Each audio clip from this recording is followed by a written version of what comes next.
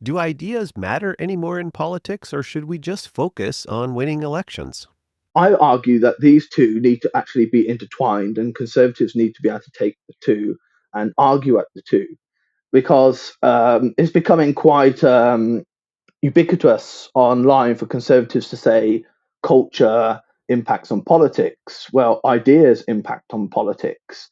And if you're losing at that ideational level, you are going to lose elections. And it has that saying of in office but not in power, because your ideas are not in circulation.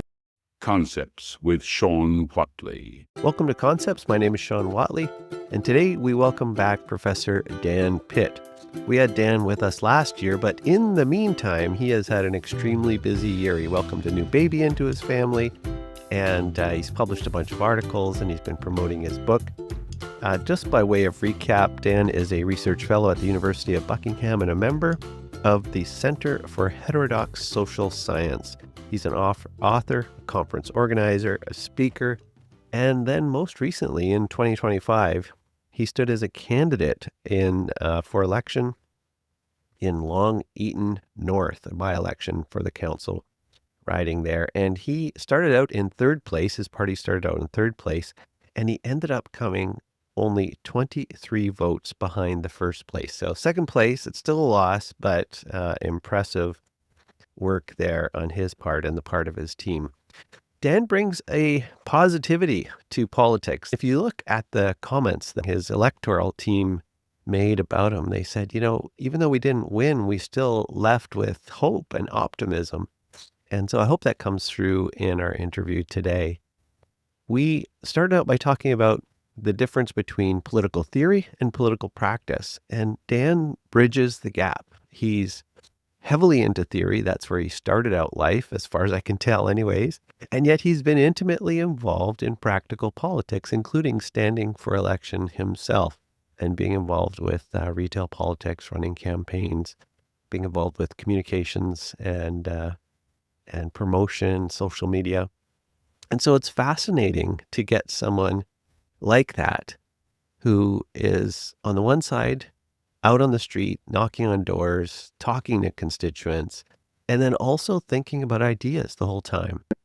And so I hope that comes out in our conversation today. We spent a lot of time talking about his book, obviously, Intellectual Conservatism, and we introduced that at the beginning of the show. We unpacked whether or not conservatism is actually its own set of ideas. As usual, Dan offers insight that doesn't necessarily come through if you're reading material. You actually have to listen between the lines, and he's focusing on something that's very practical. It's not theoretical, but yet it's armed with a whole, bookshelves of theory. So I enjoyed our discussion as usual, and I hope you get as much out of it as I did. Be sure to hit like and subscribe and consider becoming a Patreon member. Anyways, let's get on with the show. Dan Pitt, welcome back. Shawn, wonderful to be back. Thank you for asking me back. It's always a pleasure to be in conversation with you. Yeah, I appreciate you making time when we have so much to talk about. You have had a very, very busy year, my friend. Tell us about it. Well, it's been a busy year. Articles, a book, Intellectual Conservatism from Burke to Scruton, stood for election locally as well. That took a lot of time and effort. A newborn baby, Marigold. So yeah, it's been a busy old year, 2025. Oh, I didn't know about your baby. Congratulations. That is really, really cool. Thank you. Yeah. I'm jealous. Newborn baby. Yeah. Oh, good for you. So the reason I mentioned your busy year, and I apologies for not talking more about your kids. That would be the most polite thing to do. In the podcast, we're trying to talk about your book and your content. But something that I was just speaking with your co-editor, Ferenc Horscher, on Thursday, I mentioned to him at the end that, and your book is fantastic, got to the end of it. And actually, your chapter, Dan, I thought was some of the most detailed. Almost every sentence was referenced at some points. And I think I remember complimenting you last time we talked at how you were able to summarize, several hundred years of conservative thought into a chapter.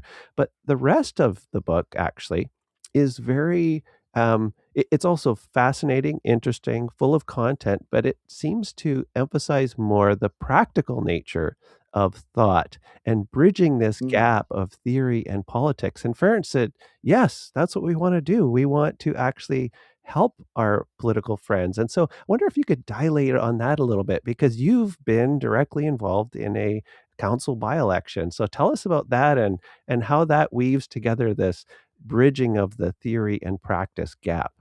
mm, mm. So the book itself, we focus on conservative thought and conservative practice via the Conservative Party in Britain. So we have some parts of the book which is on like Roger Scruton, Michael Oakeshott, and etc. Burke, of course, is in the title. Who was, in my view, the book is really based, or at least the concept of it was based on a sort of the Burkean philosophy and action, because Burke, of course, was a Whig, an active politician, and still writing on these topics and philosophy. So part of the book has the Conservative Party and the impact that Conservatives hasn't had or has not had on that party. And then we have others where you can have Evelyn Waugh, for example. And I wrote a piece for a think tank in Britain, Bright Blue, and it was about Conservatives need to take into consideration and debate and argue at two different levels. One is the intellectual level, and um, sometimes referred to as intelligentsia politics. On the whole, Conservatives don't really like doing this, especially the word. It's an ugly word for an ugly thing, Stanley Baldwin said. So ideas matter if you get it. Then the other is practical politics, which Conservatives are seem to be much more happy with, going out, winning elections, putting leaflets through doors, campaigning, going on social media and arguing about what's happening in current affairs right here, right now. I argue that these two need to actually be intertwined, and Conservatives need to be able to take the two and argue at the two, because it's becoming quite ubiquitous online for Conservatives to say culture impacts on politics. Well, ideas impact on politics. And if you're losing at that ideational level, you are going to lose elections. And it has that saying of in office but not in power, because your ideas are not in circulation, and people talk about how window, sliding doors, opportunities, all these sort of things. But that's never really going to come to fruition if you haven't. People are not thinking this is the right thing to do. The status quo will stay in place. The positives and the negatives of that. So that was one thing that I've always thought, is that I don't think Conservative scholars and should be just ivory tower academics. They can do this in different ways. You can do this you can be a consultant, write books that politicians can take forward and utilize, or you can be like I've decided to do, to try and be active in politics as well. So I think that's also, Conservatives have to take that on board, wherever it is, if it's in Canada, if it's in Britain, Australia, India, wherever it may be. That's my understanding of conservatism as a statesman. That a statesman will understand, look back into the past, understand their statecraft derives from history, but also like philosophy, theology, these type of things, but in a different way to, a Marxist would have an impact on their ideas. And that's what I wanted to do with the book, Yeah, is try to marry those two together. brilliant. Tom Flanagan, one of my favorite guys, I had him on early in the podcast series. He's from the University of Calgary, so the Calgary School. He was very much involved with the unification of the Conservative Party in Canada. I think Mm. he's a Hayekian, so he's more of a economic liberal on that spectrum of things. He might even call himself a classical liberal, although he hates labels. But he put it this way. He said, Sean, you and I have a foot in both camps. So we're wanting to Mm. talk about theory, but we're also involved in this retail politics. And Yes. given your recent experience in retail politics, I loved your campaign. I think your slogan was sound economics, cultural revival, and flourishing local communities. And I thought, oh, it's Mm. fantastic. And you came close to winning. You were within 23 votes. You started in third place and you ended in a very close second place. How did those ideas resonate with the constituents? Were they? I think they were probably voting for you. You're very optimistic, but did you find them engaging with ideas when you knocked on the doors? Yes, absolutely. Um, because those things that people understand, that they can understand that when you go shopping in a local supermarket and budgeting for your household, that sound economics, what you should spend, what you can't spend. Margaret Thatcher, she used to do this all the time. She used to link the economy back to the household, and housewives, they understand sound economics because they have to budget and understand where to spend, where to save, what to invest in. And then parents are cultural revival. They are reviving their culture by passing it on to their children. Like I think I'm doing this with my children when I'm going back to books that I haven't read for a long time. Some of my favorites, like Peter Pan, and I'm reading them to my children, and that's a cultural revival. So it doesn't necessarily have to be this big grand start small. Small is beautiful, and passing it on to your own children, so that's cultural revival. And then the flourishing of community, people can see that about friendship places and community hubs and um, local book clubs where people can join together and create what Burke would have called little platoons. So these three things sound, highfalutin and ideas, but when you're having doorstep conversations, you can see why people bought into these three planks of my principles of my campaign. And I think it captures a type of conservatism that is one understandable, but also lived. People live this type of conservatism. It's not just pure theory. It's lived, it's practiced, it's wrapped around your lifestyle. So I see you as an unusual conservative candidate in that you are I would call you a principled conservative candidate. You're authentic in aligning your ideas with your practice. So you mentioned Richard Weaver's book, Ideas Have Consequences. And I think in the introduction, he talks about practice without theory. And he's frustrated that so much of what goes on in politics is actually practice without the theoretical work behind it. And so Mm, my question for you is, we often conflate the Conservative Party with conservatism, and yet mm, Margaret Thatcher promoted neoliberal politics. We mentioned Burke. I think he identified as an old Whig, which people mm-hmm, say are liberals. In North America, neoconservatism, we think of Irving Kristol, the godfather of neoconservatism, who said it was neoconservatives were liberals who have been mugged by reality. So I mm, wonder if you could just reflect on this tension between conservatism and the Conservative Party. It seems like mm. conservatism changes based on whatever the Conservative Party happens to be promoting at the moment. Aside from you, of course, but in general, there's Yeah, a tension between mhm. conservatism and the Conservative Party. So, if you could Yeah. reflect on that. Well, conservatism, as much as it's a political, I'd hate to say creed, but a political idea, it's much wider than a political idea. It's cultural, it's Mm. theological, it has views on human nature, it is social.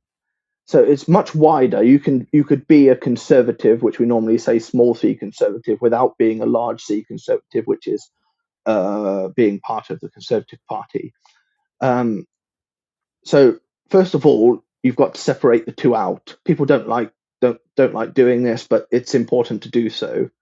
In the chapter that you kindly mentioned, Shawn, there are academics who actually say conservatism is merely what a Conservative Party does in government. Well, the first problem with that is that what happens that when they're not in government, is it still the same?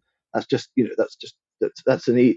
one problem. But first of all, any Conservative Party is going to be extremely difficult in implementing its ideas because of the way that conservatism is. But number two, Conservative Party in Britain, we've got to remember it's been an amalgamation.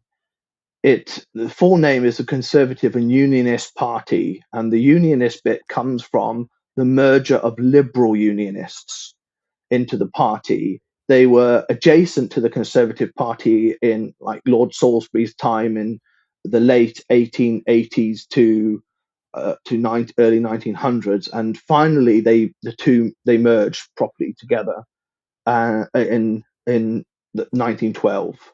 So there is a liberal streak going through the Conservative Party already, and then you had another group of liberals called National Liberals who then broke from the Liberal Party, who joined the Conservatives and merged in too. So there are within the British Conservative Party there is a liberal strand. There is a liberal stand within it. And so you have people like Winston Churchill. You can see the poster up there. He was a conservative, then he was a liberal, then he was a sort of semi-independent, then he was a conservative again. So, and he didn't let go of this, what people sometimes refer as Tory democracy or his liberal free trade ideals. So there's always been within the British Conservative Party a liberal strand, and then it depends on who the leader is, that how much the liberal strand is emphasised or the conservative strand is emphasised within it. So that's why a party like the Conservative Party is never going to be purely conservative, because it has a liberal wing. So I haven't heard anyone put it that way. That was beautiful and extremely helpful. And it kind of answers the question, and I'll put it as bluntly as I possibly can, because I've asked this at conferences, and my question is conservatism nothing but liberalism? And I often present it that way at a conference. And I've had a number of people say, well, yeah, actually conservatism is nothing but liberalism. It's just classical liberalism or some other kind of liberalism. Whereas you've answered it as, no, there are two strains within the broader Conservative Party, and they are distinct. So my question then is conservatism nothing but liberalism? And how would you answer that if someone asked you that, especially in the North American context? The short answer is absolutely no, it's not liberalism. Liberalism and conservatism have been friends and they've been foes.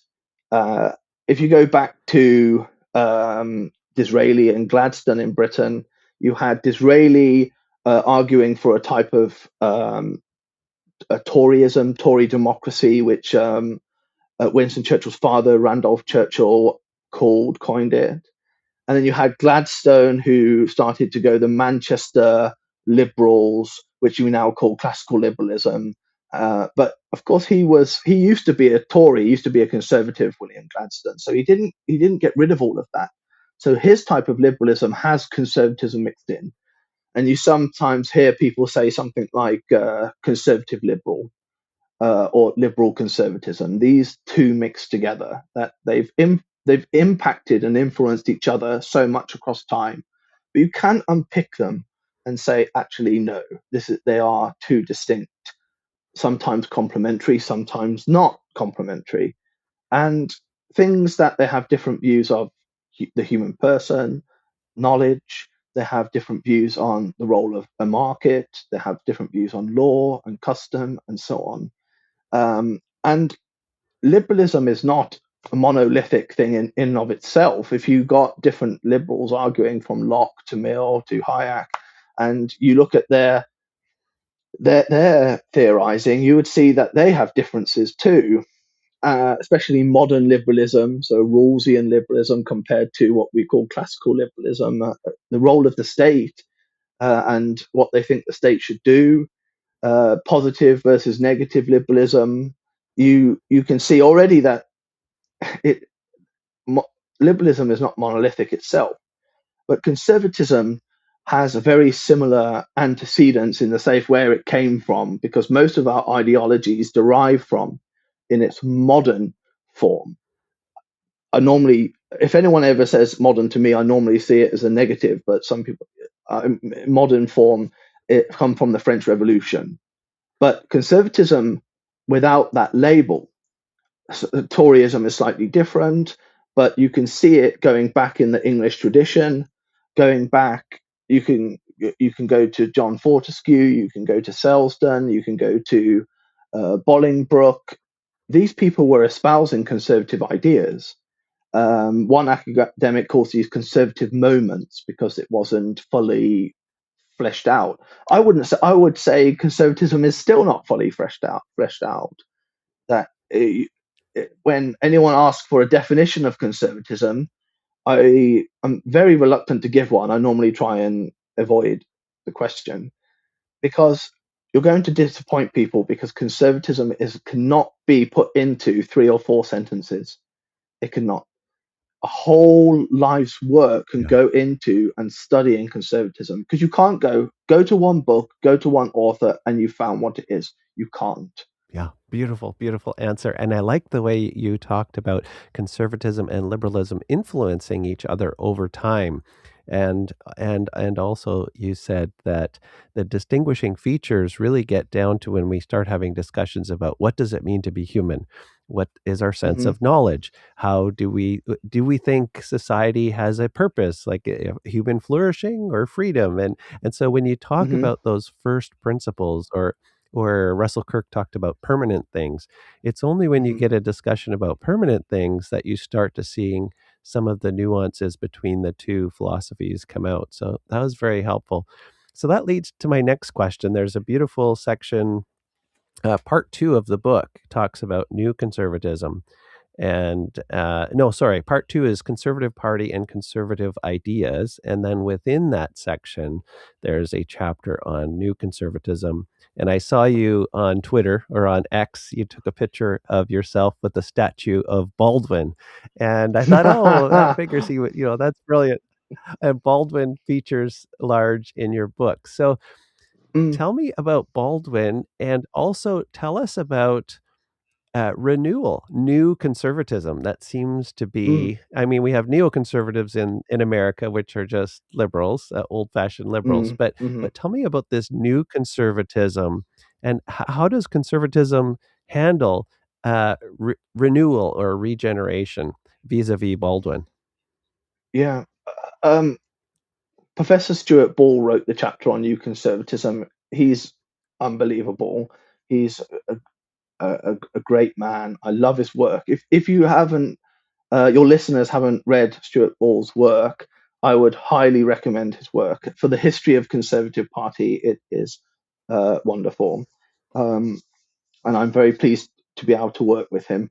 So Stanley Baldwin, well, I'm from Worcestershire originally. That's where I'm from, and Stanley Baldwin was also from Worcestershire. And from Bewdley, which is essentially a Georgian town, and it became quite rich back in the Georgian time because it was an inland port. So the River Severn that runs through it floods all the time, currently flooded, and it is a place where they used to get the coal and so on, and industrial factories. And that was the Baldwin family. They were industrialists. So this is really interesting. In a moment where I'll come to it, I'll just say it now. Actually, Baldwin shaped himself as a man of the countryside. That England is the country and the countryside is England. That essentially, that's a paraphrase of his phrase. So he's an industrialist, an industrial family in the heart of Worcestershire English countryside. And Baldwin gets normally referred to as the left of the Conservative Party, but many of the things that he would do today and say would be seen as traditional conservatism. So he would argue that free speech requires civil liberties require religion. So without religion, you don't get free speech. Which other people reverse that and say, well, actually, religion is a suppression of free speech. So he has that type of understanding. He used to lace his speeches with Christian language and lexicon throughout, very Christian, probably one of the only prime ministers who would be so open with his Christianity and lace it through. He would also lace it through with sporting metaphors, cricket in particular, but also football. So it was this regular, everyday man type of persona. So Baldwin, like that, he was incredibly successful in the interwar years, which we used to call the Age of Baldwin. You normally get referred to as a monarch, Victorian era, Georgian era, New Elizabethan era. But that era used to be called the Age of Baldwin, and now it's been called the interwar years because Baldwin has almost been forgotten. So he was prime minister 3 times, and when he wasn't prime minister, he was the power behind the coalitions. So he was a huge political figure in his time, and very much about unity. His famous people talk about one nation conservatism and usually think it comes from Disraeli. Well, Disraeli spoke of 2 nations. Baldwin in 1924 at the Albert Hall, he spoke of one nation. The union of these 2 nations together that Disraeli spoke of was the most important aspect of his political program. And then people talk about one nation conservatism as and of influence of Disraeli and Baldwin. To be quite honest, the modern day one nation conservatives, who are really just Rawlsian liberals, would have very little to do with actually if they read Baldwin's actual speeches, and they learned of his national greatness. That was very a big thing, that a unifying, that the working classes, middle classes, and upper classes could all come round was national greatness. So it wasn't the idea of that modern day have ethnic minorities and different minorities go off into different groups like multiculturalism. It was the opposite. It was binding them together into a whole story of national greatness. So Baldwin is someone that I deeply admire because I'm from Worcestershire per se, but also I deeply admire him because of this unifying aspect, which I think is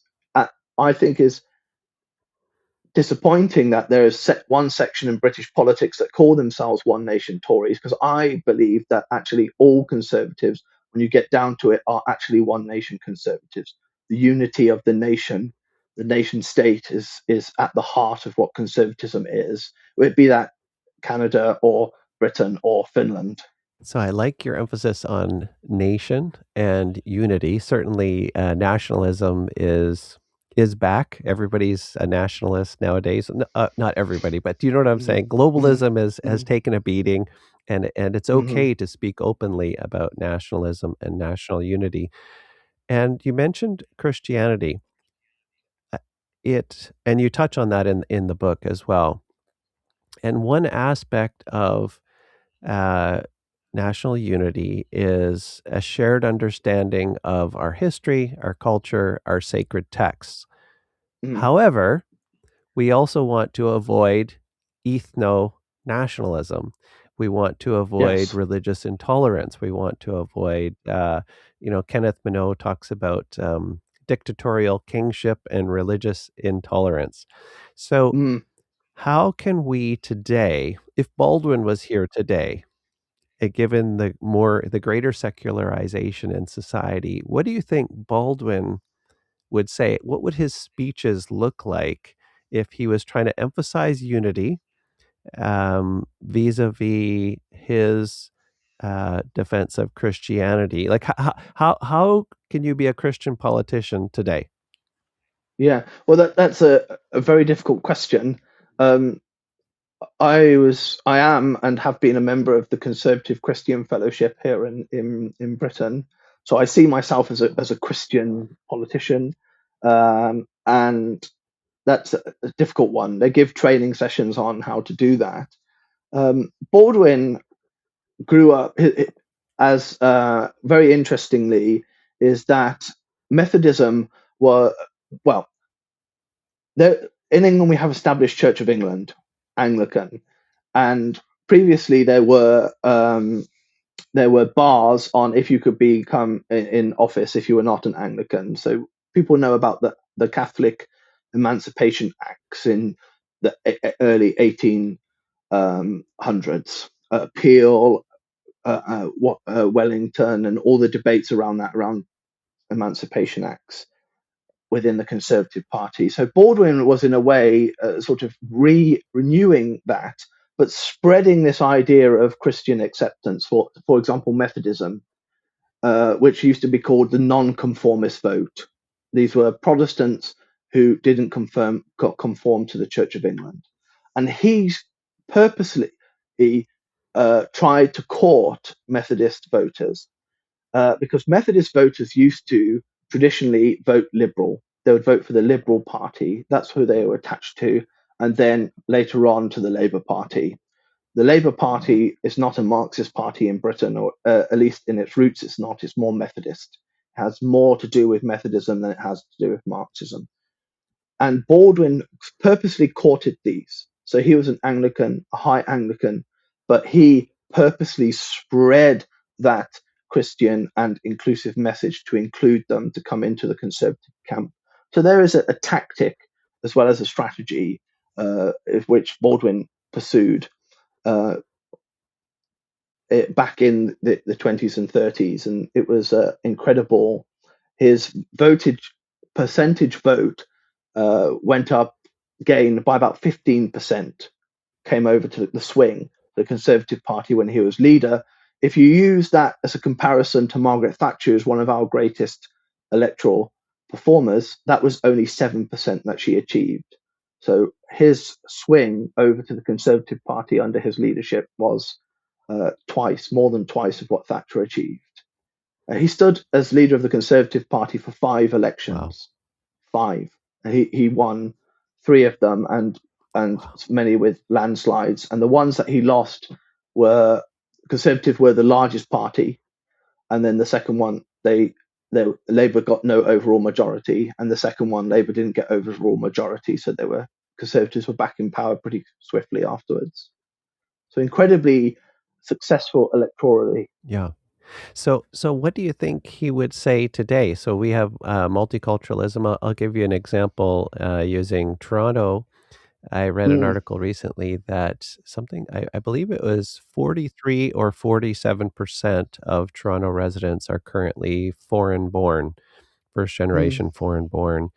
And so when you talk about visible minorities, it doesn't mean anything anymore. They're the majority. No. And yes. I'm not saying this to say we don't want skilled immigrants. Yeah, we do want skilled immigrants. Canada's benefited from that. Now, the last 10 years of the Liberal government, we've just brought in everybody, and that's a separate problem in itself. But I use that as an example of diversity when it comes to founding meta narratives or founding stories that we tell ourselves.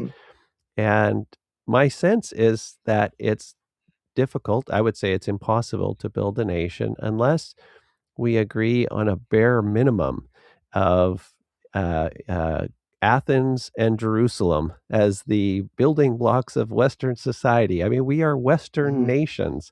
And so how can a politician today, a modern conservative, appeal in a broad sense when we've brought so many people in from non-Western thought, non-Western countries, and now you're trying to win their votes? you're trying to convince them to support a conservative mindset of the nation and of politics. So how do you do that? How can conservatives win when we don't share our fundamental building blocks of Western society anymore? That is really difficult for Fusion, an American online journal. I wrote about the state of England, and I argue that in England there are two nations, a bit influenced by Disraeli, but not the rich and the poor, as he argued. Russell Kirk also argued that it had changed in the 1950s to an economic difference. But I argue that it's a cultural difference.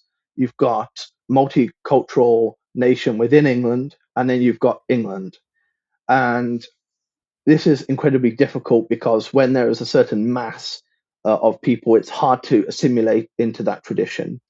So it would be education. It would be also education is very important in this area, educating people into a culture. It's also that education would have to try and. This is what's really interesting about the woke left, is that they know that cutting people off from their own nation's story and making people alienated and rootless is a really good thing to do if you want a social and cultural revolution. So we need to take that learning from them and do the opposite, is that embedding people in place, communal ties, educational history, the positives of what's been done in the nation, and give people heroes to look up to and imitate. And that's what you would have to do with the people who have come here. And that's difficult because people come with different reasons and they come with different cultural backgrounds. Some people for Canada as well, and wish to go economically for the economic might, make some money and go back home, which has some benefits and also negatives. And then there are also other people who want to come because they want to be Canadian, they want to be British, they want to be Finnish, they want to embed. And I would say that I always start from the idea of that we can start with individual agency. Be the change you want to be. Tell that story. Make those videos. You know this, Shawn. Make your own podcast. Give people the chance to come into that story, that great story. Canada is more than the territory. It's more than the territory. It's a history. It's a story. It's a great story with heroes and villains and ups and downs, things that will make you cry, things will make you laugh, and give people the chance who have moved to Canada that chance to be part of that story. It's a great story and to be part of it. So I think that is one thing. And to tell people, I've been starting to make little videos and I write books and I write my little articles. And that's because I think, from my view, that England and the English speaking peoples and Europe have got a great story to tell, great characters. And I then pass this on to my children.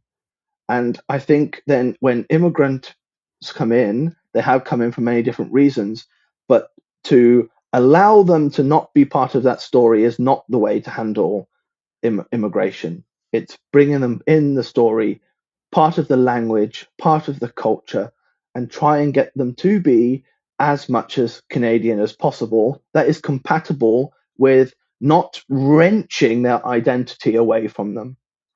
That my wife will probably be embarrassed by this, but my wife is Finnish. She's proudly Finnish, but most people can't tell when they speak to her that she's not English. She loves England. She loves its history. She has to listen to me talk about it all the time and conservatism, but she is still deeply Finnish. And I think that is the way of going. And she speaks Finnish to our children, and they're part of the great Finnish narrative too. Give someone, it's like a great book. Read this book. It's great. You're going to love it. It's the same with Canadian culture and with immigrants. Come in, great story, read it, be part of it. Oh, I love that. I love that. That's got me really excited. So this came through in your campaign, optimism. The people, your candidates in your by-election said, well, even though we lost, you made us feel better about things. And so this is coming through in your book as well. At the end of your book, both you and Ference on Thursday, he said, I'm happy as long as they're not communists. He said, as long as liberals are truly liberals, I'm happy with them. And so I like the way that you've said, let's invite people into a story, into a history that makes you cry and makes you laugh without wrenching them out of their identity. And when you mentioned that your wife is Finnish, actually, half of my family is Finnish and the other half is Scottish and English. So it's funny that, my grandmother told me, she said, Sean, you need to learn Minä rakastan sinua, which is, I love you in Finnish. I love you. So that's the only phrase I know in Finnish. Yeah. Oh, So that's great. But that was one so thing that I was basically, trying to say. I'm your kids. Wonderful. Go ahead. But the thing about optimism is give people the chance. I'm a big fan of Lord Salisbury, and he's meant to represent Tory pessimism. But I always think that there is actually some optimism in the pessimism, because you are surprised. You're surprised when things go well. So you go, "Oh, great! That was wonderful. That's wonderful." So pessimism, like Roger Scruton has the book about the about pessimism. What was it? The uses of pessimism or something. I can see it over there. Yeah. Use of pessimism, and I always said to him that it's actually a hopeful book. Hope in like John Paul type of hope, hope going forward, and that guiding light. I think that one of the phrases I like the most, and I put it on X recently, is that the Tory tradition is the Tory hope. And I think I love that. Looking back, tradition is the Tory hope going forward. So I reject this stuff about the conservatism is just merely backward looking. It is backward looking, but it's to be able to go forward, to watch my children grow up, see them be part of that tradition, my neighbours do well, and my country to flourish. One of the things that that when people come to England and they come to places like Canada, that upsets me is that I think, and they don't wish to assimilate. It's not anything to do with ethnicity or race. It's disappointing that they don't want to share in this wonderful story of ours. It's like giving a book to someone and say, read it, and they go, oh, I don't like it. You feel upset. That's what destroys me. It's not they don't want to be part of this great story. Why not? It's a great story, and it's like Russell Kirk used to call it community of souls. To be part of that community of souls, to invite people into it, I think there is something worth conserving here. Other people, I hope, will agree with me. Beautiful. Roger Scruton, in his one of his lines from his book, England, an Elegy, he says, we are a community of strangers joined by a shared sense of manners. And I've wrecked the exact way that he says it, but he says it's about our shared manners that come from a shared history and a way of living. And so we should celebrate that. And it's a really cool way to live. So I need to compliment you again on I like your approach. That's the approach we need to have. Now, I wanted, before we leave Baldwin completely behind, you mentioned that he was an industrialist and a property owner. He liked the countryside.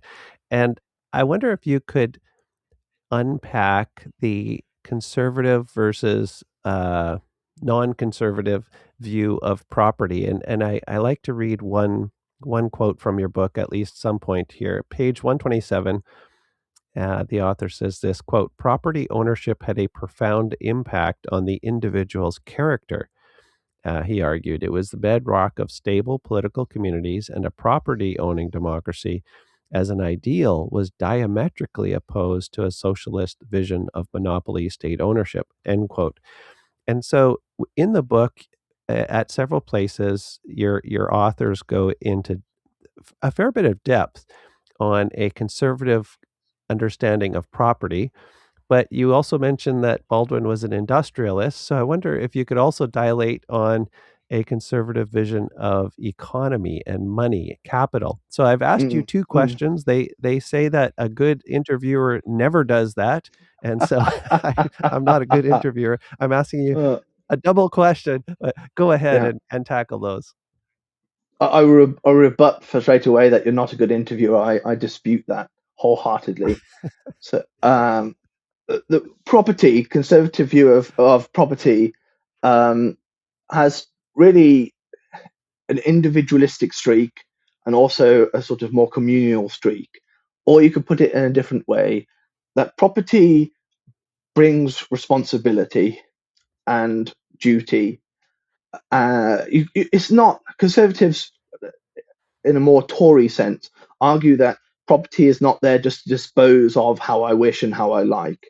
It's not a more laissez-faire libertarian view that you hold it in trust, like a Burkean way, in trust to pass it on to the next generation. So it provides responsibility and duty, which renting a property, you could say theoretically, or certainly the state owning it for you, does not bring that to the same fore. Then there's the other is character building and expression.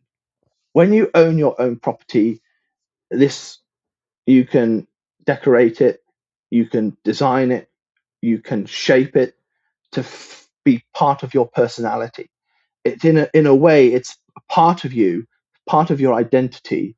It's identity building, personhood building, which again, if the state says to you, you've got to have this particular front door, and in Britain it did, you would have to have a particular front door. And still to this day in Britain, if someone lives in what we call council houses or social housing, you can tell by the front door. So that's actually a quashing of identity and person building, and a diminishing of that person's sort of character building, because they don't get to shape that. Property is an outbuilding, a sort of an outward direction of your inner personality. So that's one particular way. Conservatives in a Baldwin sense, in terms of industry. Baldwin was very, very, very proud of that, the way he treated his staff, paid them well, treated them well. He used to say they didn't go out on strike. They were not seen as just labor, a unit of capital, labor, enterprise. What those three units of they normally talk about enterprise and economy. They were not that. They were human beings, and that is one way of and the management. So there are normally different ways of looking at capital and labor. Is it antagonistic? Is it sort of slightly askew? Sometimes it aligns, sometimes it doesn't. Or is it aligned? So the Marxist way is that capital and labor is always disaligned, that they're always in tension, they'll always be in tension. Where Baldwin had the diametrically opposite view, is that capital and labor, management and staff could have the same thing. When management succeeds, staff succeed. When staff succeed, management succeed. So that was a very that was his view, delivered from practice, embedded in practice in his own companies. I think that another really interesting thing about Baldwin is that when Britain was highly in debt after the First World War, he wrote an anonymous letter, so they didn't know it was Baldwin, to the Times, and it published a letter saying that a voluntary levy, pay more tax, let's pay the war debt back. And he gave a huge chunk of his wealth to the state to pay down the debt. And he thought that through his own actions, people would follow. Unfortunately, many didn't. This was Baldwin. in his way of what he viewed industrial relations, patriotism towards the state. He would give up his own wealth. He actually became rather poor towards the end of his life, because at those days you didn't get paid very much being a politician. He was in politics and in government a long time, and people only worked out that it was Baldwin who donated all this money of his own money later on, which I think is again a shaping of his Christian beliefs, that charity is one thing, but then giving it anonymously is the way to go.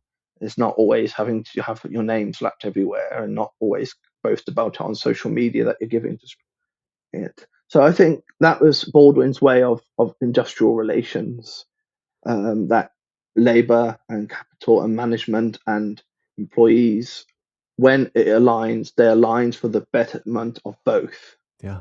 No, I love the way you've talked about alignment. Ference, again, your co-editor, he talked about economy as being essentially a relationship. So it's not a transaction where you just anonymously give something and you never see what you're giving or to whom you're giving. He said it's an Mm, exchange of something that is more than mm, just money and goods. It's an exchange based on a relationship, which seems to be a more conservative or perhaps older understanding of political economy compared to the more anonymous neoliberal approach. So that's beautiful. So my second last question, though, building on Baldwin, is you close the book, you open the book and close the book, and your last chapter you deal with some of the myths of mm, conservatism, and one of the things that you address is uh, and you label the section, "The Conservative Party is merely a vehicle for class interest." So I mm, wonder if you could respond to that, as well as weaving in North America, we talk about the great realignment, where perhaps in the olden days it was the country club owners that voted conservative, whereas now the average conservative voter in North America is a mom and a dad with two or three kids, and they drive a minivan. mm. And so I wonder if you could comment on class interest and the Conservative Party, and maybe whether or not there's a difference between the European or the British experience and your sense of the North American experience. Mm. So this has been leveled at conservative parties in Britain, but also across the board, those who use the name and those who don't, that it's the rich, it's the selfish rich who want to keep the status quo as it is. This is purely a selfish thing to do. So what should you do? You organize yourself into a class interest, and you go into and create a political party. This is the argument that the Conservative Party is this. The first argument against that is then which class interest? Previously, you could say, well, it was the landed interest. Okay. Then it was the industrial, middle class, liberal interest. Latterly, you could say it was the working class British Brexit voting interest. This guides all sorts of difficulties, that which class interest, if it is purely class interest, which one? Conservatives argue that actually no, that the lower classes have the most to gain from the spreading of conservatism, cultural conservatism, that to not just spreading wealth, which is important, but also spreading the culture and create more conservative more people in that long story, as we were talking about. So the left have a completely different view of holding on. It's elitist. It is purely to wrapped around their own status quo. What conservatives have argued, well, actually no, we want to spread it further, spread conservatism, more people into the story. It's not merely a class interest. And of course, different classes vote differently. Work Working class people normally say, in academic literature, sometimes you get this, that very simplistic, which is odd, that working class people vote Labour. Labour is the party for the working class, which of course is not true. The Conservative Party has always had at least a quarter to half of the working class voting for them. They wouldn't win elections without doing so. So that's, first of all, not correct. Within the American context, I know a little bit about America, a little bit more than Canada in this sense, but it has never been attached to the landed interest in the way that it was in Britain, the bigger states. It's been more attached. Conservative Inc. is an interesting way, as some people refer to that. Wall Street, industrial, capitalist. Essentially, what I would say is more liberalism than conservatism. So they think of that when they think of conservatism, which I think is wrong. It's as you said, it's that all family trying to make the best of they possibly can with who are trying to strive and pass on their inheritance. So I think that is a complete misunderstanding of conservatism, which happens a lot, especially in academia, because there's so few conservatives in it, and where they are, they don't get published in the same places, and you can publish an article much easier criticizing conservatism than promoting it. Brilliant. So as we get down to the end of the hour, another shout out for your book, and we'll post links and all the rest. But I always like to ask, what do you wish I would have asked you about? It can be about the book. It can be about your own life right now. So what's keeping you awake at night? What should we be thinking about, either with respect to your book or with respect to politics more broadly, as we end the show? We've mentioned Ferenc Horcher. He's great, by the way. I just want to make sure I should say that he's an excellent person to work with, and I love working with him. I feel like you always should say how grateful you are to people. I'm grateful to be able to work with people like Ferenc and to come on your podcast, Shawn. I appreciate all of that. So gratitude, I think, is really important. It keeps me awake at night, because sometimes we look at the things that we don't have, and you think, I want to have 2 books, not one. I want to spend more time with my children, but I want my career to progress faster. And I think that's part of human makeup. As part of us, we're always striving for more. I think that we, as a human, it could be you could say it's a fault, you could say it's a great achievement. It's the reason why we keep accumulating and achieving, but it's also the root for greed. So trying to put my life onto a gratitudinous footprint, that's been one. And linked to that is also about, how do you criticize your country, your government, without repudiating it? This is something that I've been trying to tackle. I've been writing and thinking about it. I haven't published about it yet. It's to do with that question you asked me before, which I didn't actually answer, about new conservatism. It's not new to add new in front of it. As you can go back to 1920s, and we can go back before, and Kemi Badenoch has put new in front of it. And so putting new in front of conservatism is not new.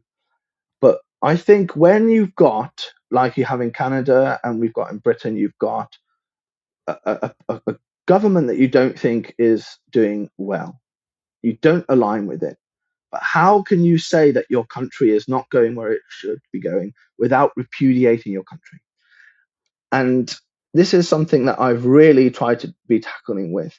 And I've started to come up with this sort of answer, that you criticize the government's policies and say that they're wrong, but you're not criticizing your people, not the Canadian people, not the British people. They are still those people. They are still industrious, hardworking, adventurous people. They still want to have children and get married and buy houses and go up that career ladder and pass on the best what's been said and written to their children.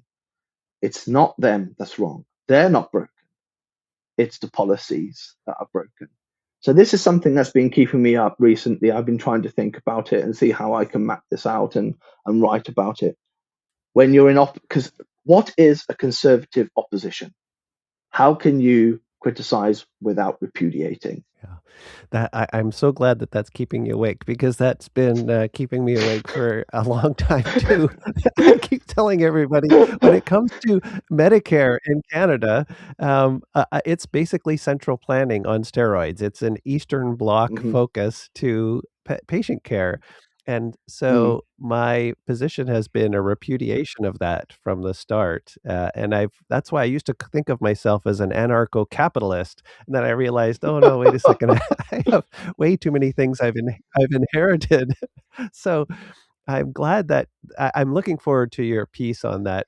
Anyways, Dan, I am very grateful to you and to Ference for your book. I am grateful for the time you spent with us today. There will be links in the show notes, and I'm looking forward to the next thing that you produce. When's your next book coming out? In June. So next book's in June. It's the Conservative Party and the Constitution. So some parts of the chapters, like on Ireland and Northern Ireland, they go back to Disraeli, and then some on local government go back to Baldwin, and some on devolution go back to Winston Churchill, and they come up to Rishi Sunak. All of them come up to Rishi Sunak. And then in the introduction, I briefly go on Kemi Badenoch, and then I've got a chapter of where I try to outline what a conservative view of the Constitution is, and then a quick sketch of the British Constitution. So that's coming out in June, Manchester University Press. The hardcover, it will be, as an academic book, it will be pricey. Not as pricey as this in Intellectual Conservatism, which is good. You can pre-order it now, and then there'll be a paperback, hopefully, if it sells well, and that will be cheaper. Oh, brilliant. I'm looking forward to that. Thank you again. I really appreciate you making time with us today, and perhaps we'll talk about that book when it comes out. I hope so. And thank you to all the author chapters, by the way. This book would not exist without them. Yeah, brilliant. Talk soon.